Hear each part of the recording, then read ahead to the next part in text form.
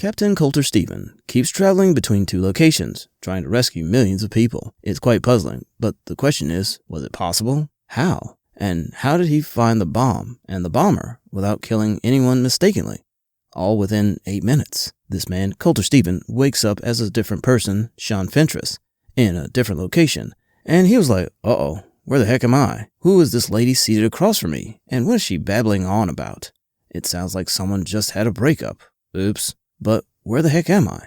He wonders again, looking at the people going about their business on the train, and a shocking moment was when the train conductor came in and asked for his train ticket. Confused, Colter was about to report he had no ticket when Christina Warren, the lady seated across from him, gets it from his breast pocket before she said, "You are acting strange this morning. Are you okay?" And now it makes more sense that perhaps he just had a nightmare and woke up on the wrong side of the bed. But nah, this crap is real.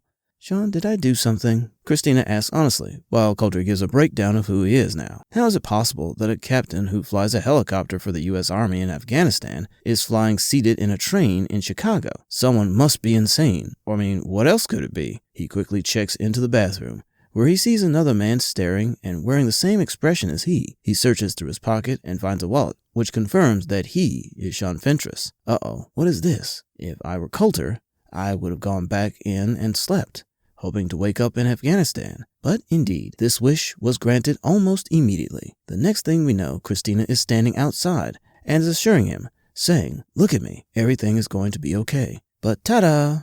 Boom! An explosion. And they are, or maybe he, is dead again. Bye-bye, end of their lives. But Colter, who has been unknowingly dead to him, wakes up somewhere else, obviously still on a mission, where he is tied up and communicating with someone from Beleaguered Castle. What more do they want from him again when they send him back 8 minutes before the train explodes, with his mission being, where's the bomb? Who is the bomber? And shh, someone is back on the train again, but now smarter, and he is a man on a mission. As crazy as it sounds that he is being thrown back into time to prevent an explosion, he carries this out with some urgency, suspecting and making strange inquiries from the other people on the train. For one reason, he sees Christina as a distraction and ticks her name off the suspect list. And yeah, this was quick, as he found the bomb in the ventilation panel above the sink. He tries to inform the people and even breaks a jaw. I think he broke his jaw. But nah, there will not be a next time, he said, before the train exploded again. What do you think would have been going through their minds before the train exploded? Well, the movie keeps spicing up when we hear that Colter was never in Afghanistan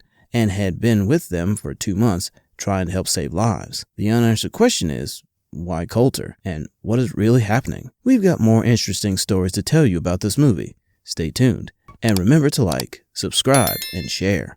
Could you have figured that in a bid to get Christina to do his bidding, he kissed her to silence her, and she obeyed like a lamb going to the slaughter? He goes in and out of the 8 minutes as he tries to find the bomber, acts crazy, leaving others distraught and even more scared and injured. But there was a mission to be accomplished. Perhaps a relationship to brew between Sean and Christina. Who knows? In one of his attempts at getting the bomber, he punches a passenger in the face. But oops, the train explodes again, and no bomber is discovered. The cycle goes on for a while until Toddles, Captain Colter Steven, finds out that he has been dead for 2 months. When he returns, he asks and is eventually told a half-truth. Only half of his brain is still active and alive, selecting what it wants to do. Well, this reminds me of one day when I imagined myself living a particular life, and the next moment I was in my dreamland, living that life and more. The only difference between Colter and I was that his mission was used to save many lives. But anyway, the ongoing cycles get tiring after a while, until Sean notices a man whose wallet keeps falling off the train repeatedly. And guess what? He's the man we have been looking for. After Colter, or perhaps Sean, has spoken to different people in the plane, including the woman with an army bag, he watches as passengers alight at Glenbrook Station in Chicago. He sees as a lone rider dropping his wallet intentionally.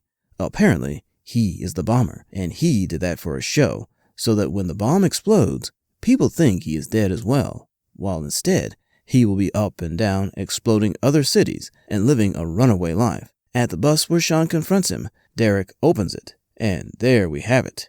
His other bombs will be activated. It was at that instant that Christina walked in that Derek shot Sean. and Christina. But too bad, the 8 minutes relive is still on, and grand mission accomplished. Colter wakes up and reports what he saw, the vehicle, its plate number, and the driver's name. And as you can see, he was taken into custody. But from earlier, in case we do not know, dead Captain Colter is not just about ensuring no other train is bombed again. Instead, he wants to go back and save the other passengers on the train. We see that even while dead, his heart is still open to serve humanity as a trained soldier. But could that be the only reason? I doubt it.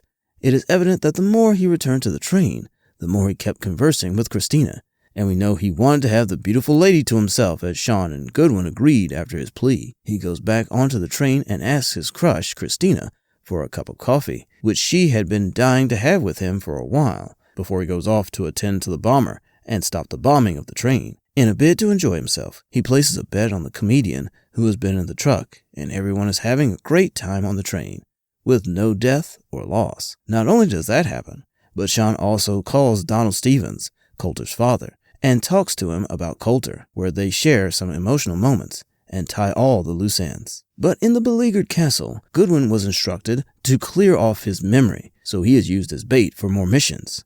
Based on her prerogative, she does what she pleases and switches it off, leaving Sean or Colter disconnected from their world.